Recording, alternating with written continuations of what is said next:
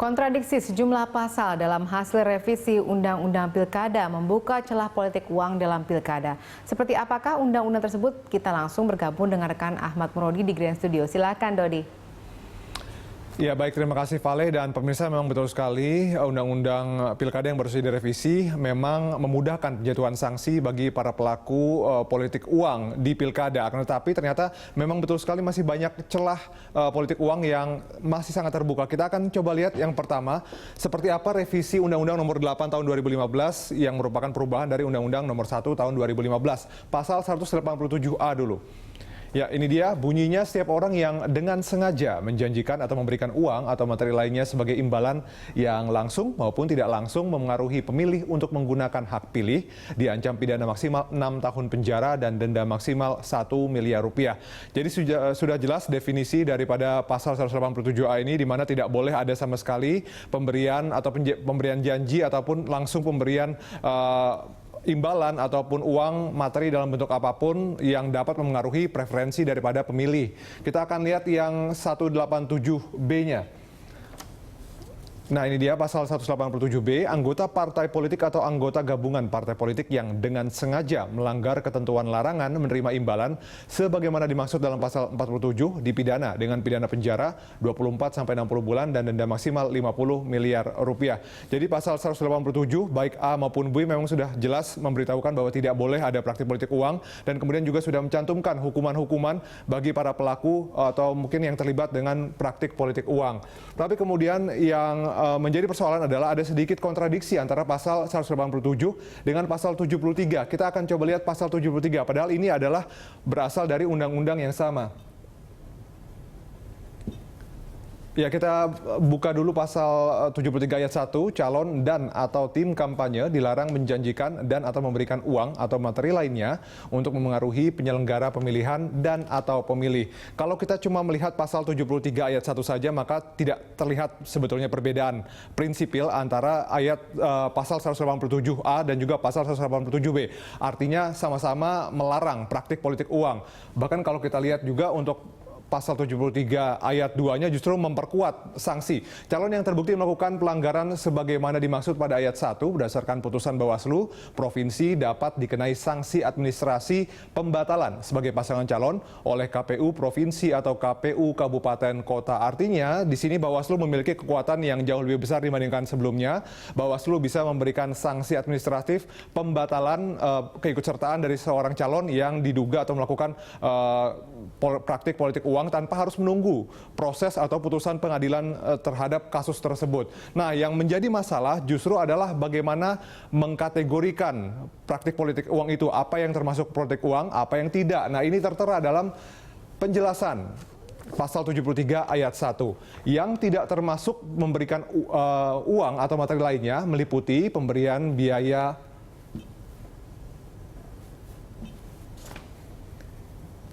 Ya, kita lihat sekali lagi, yang tidak termasuk memberikan uang atau materi lainnya meliputi pemberian biaya makan minum peserta kampanye, kemudian biaya transport peserta kampanye, biaya pengadaan bahan kampanye saat pertemuan terbatas dan atau pertemuan tatap muka dan dialog dan hadiah lainnya berdasarkan nilai kewajaran dan kemahalan suatu daerah yang ditetapkan dengan peraturan KPU. Artinya, kalau misalnya ada seorang calon memberikan uang makan dan minum terhadap peserta kampanye, itu tidak dianggap sebagai politik uang. Kemudian juga apabila seorang calon memberikan uang transport ke daerah yang akan dilakukan kampanye, itu juga tidak termasuk praktik politik uang. Bahkan di sini sebetulnya ada kritik, yaitu tidak ada pencantuman jumlah uang yang bisa dibayarkan oleh peserta kampanye begitu. Hanya dituliskan, kalau Anda bisa lihat pemirsa, hanya berdasarkan nilai kewajaran saja. Jadi artinya masih agak semu. Ini kemudian yang membuat orang kemudian menilai bahwa sanksinya sebetulnya memang lebih tegas, tapi kemudian pengkategorian praktik politik uangnya yang kemudian melonggar dari ketentuan-ketentuan sebelumnya. Ya, baik, itu dia tadi informasi terkait dengan dua wajah politik uang. Kembali ke Vale di studio. Baik, terima kasih Dodi atas penjelasannya. Baik, Mas Heroik, ini tampaknya kita tadi juga sudah membahas soal penjelasan yang rancu itu ya. Tapi ada satu hal lagi tadi yang juga menarik, adalah soal bagaimana sekarang kewenangan Bawaslu juga semakin besar dalam menetapkan tadi untuk keputusan sanksi administratif. Nah, seperti apa tadi Anda juga sudah sempat menyebutkan ada 3 kategori yang atau indikator. Nah, itu nanti akan seperti apa penjabarannya? Bawaslu diberikan kewenangan untuk menyelesaikan sanksi administratif berupa pembatalan pencalonan. Nah, tetapi di sana di pasal 135 ayat 1 misalnya di penjelasannya menyebutkan bahwa menerjemahkan hal tersebut harus memenuhi 3 indikator dasar. Yang pertama itu terstruktur. Nah, terstruktur ini bagaimana kecurangan itu dilakukan oleh pejabat-pejabat struktural misalnya, pihak pemerintah, kepala desa atau dan lain sebagainya seperti itu. Dan kedua adalah sistematis, yaitu adalah pelanggaran yang dilakukan secara matang. Dalam hal ini sudah terdesain secara rapi. Bagaimana kandidat dan partai politik atau tim kampanye yang sudah merencanakan akan melakukan politik uang, sehingga itu dikatakan sebagai sistematis. Dan sedangkan masif adalah berdampak pada proses hasil pemilihan itu sendiri. Nah, tentunya ini berdampak pada hasil perolehan suara yang diperoleh oleh kandidat tersebut. Sehingga paling tidak ketika Bawaslu sebelum provinsi dan Bawaslu RI memutuskan bahwa seseorang tersebut dikategorisasikan melakukan politik uang dan berhak diberikan sanksi administratif berupa pembatalan calon, dia harus memenuhi tiga unsur dasar tersebut. Dan ini sifatnya menyatu satu sama lain, struktur, sistematis, dan masif tersebut. Mudah tidak ketika si Bawaslu bertugas untuk melihat 3 indikator tadi? Ya, pertama kita harus lihat dulu, jenis politik uang ini cenderung beraneka ragam ya Mbak. Dan dia memanfaatkan berbagai saluran-saluran, tidak hanya tim kampanye, tetapi pihak ketiga di luar tim kampanye dan juga kandidat. Nah, ini yang menjadi sulit kemudian membuktikan siapa yang melakukan pendistribusian uang tersebut kepada pemilih. Ini kan seringkali keluhan dari para pengawas kita, para pemantau misalnya bahwa Bawaslu, baik pemantau-pemantau pemilu lainnya menyebutkan bahwa sulit untuk melacak praktek politik uang ini. Uangnya ada, tetapi yang menyebar ini siapa gitu kan. Nah, itu kan ketika itu harus dibuktikan oleh Bawaslu. Nah, ini menjadi persoalan dasar. Kemudian di sisi lain, politik uang sendiri ditransformasikan tidak hanya dalam wujud uang. Kalau secara teoritik itu kan dibagi dalam 3 bentuk. Pertama vote buying. Vote buying ini dalam bentuk fresh money. Dia dalam wujud uang dengan nominal yang berbagai varian yang cukup banyak. Kedua itu club goods. Nah, club goods ini dalam wujud barang. Bisa misalnya kemarin hasil pantauan kami di Pilkada 2015 lalu ada yang membagikan sembako, sarung, dan lain sebagainya.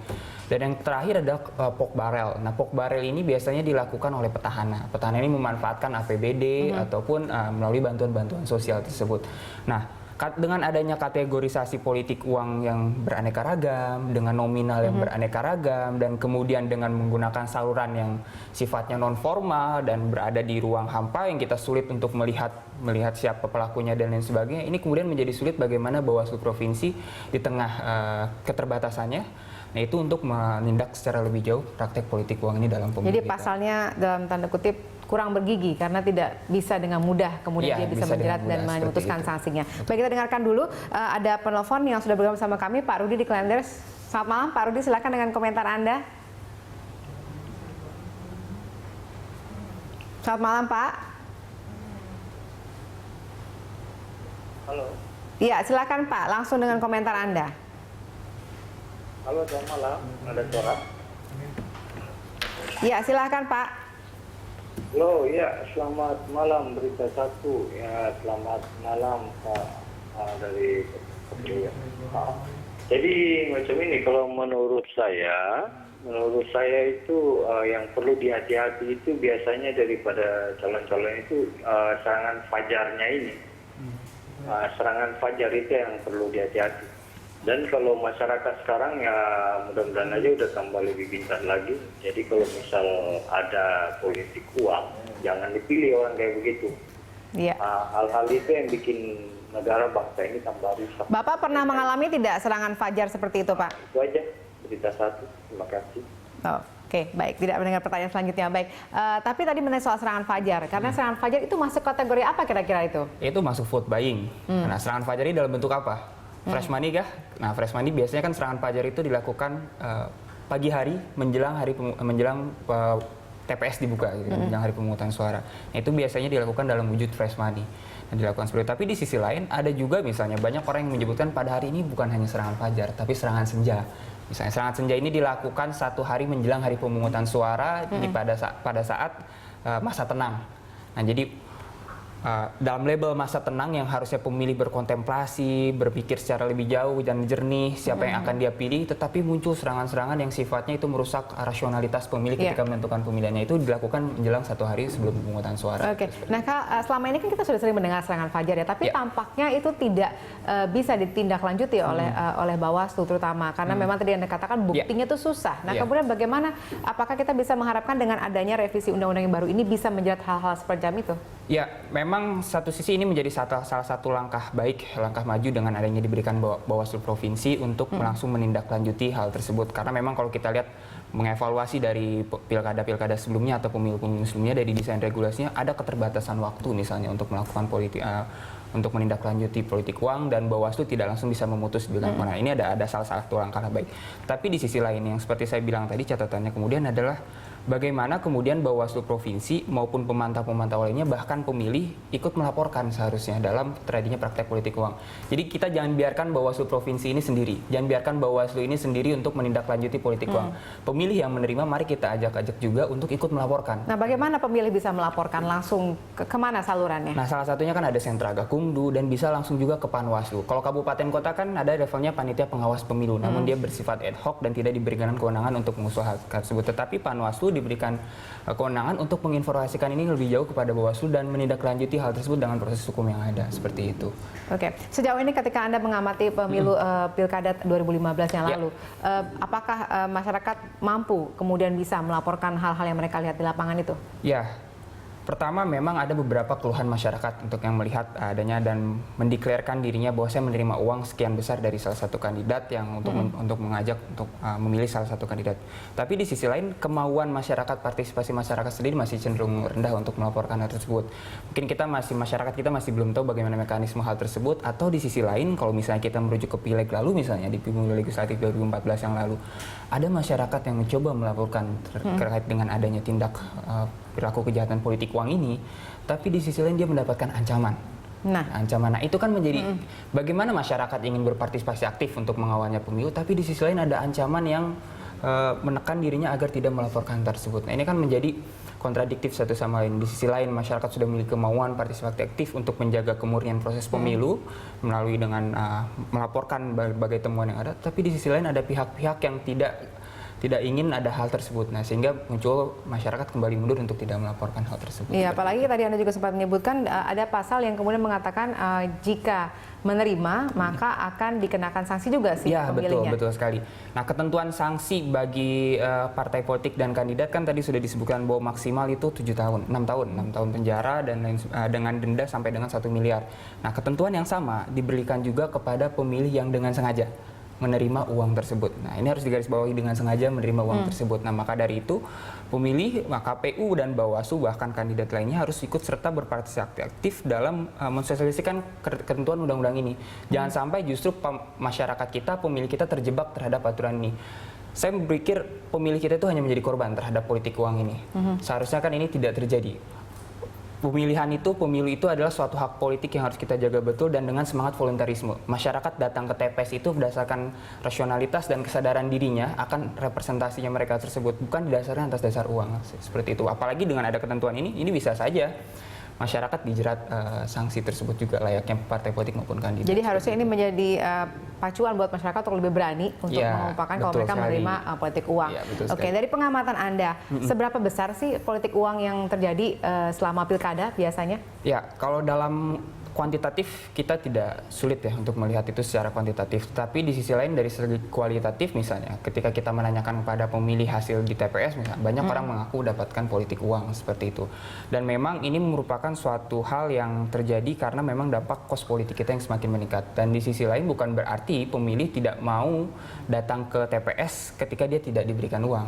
Tapi ini kan karena dasar proses kampanye saja yang selama ini selalu dibiasakan dengan adanya praktek materi tersebut, iming-iming tersebut. Padahal jauh daripada itu, kampanye harus diposisikan sebagai bentuk bertukar gagasan antara pemilih dan juga kandidat. Apa yang ditawarkan oleh kandidat terhadap pemilih dan juga kritik apa yang dilakukan, kritik apa pemilih terhadap kandidat tersebut dan masukan apa yang dilakukan oleh kandidat. Seperti harusnya kampanye ini dilakukan secara gagasan, ide dan program bukan berdasarkan materi. Jadi politik uang ini hanya korban saja masyarakat kita pada hari ini. Idealnya seperti itu. Tapi Betul kenyataannya sekali. tetap terjadi serangan fajar. Betul sekali. Nah, kemudian dari pengamatan Iya.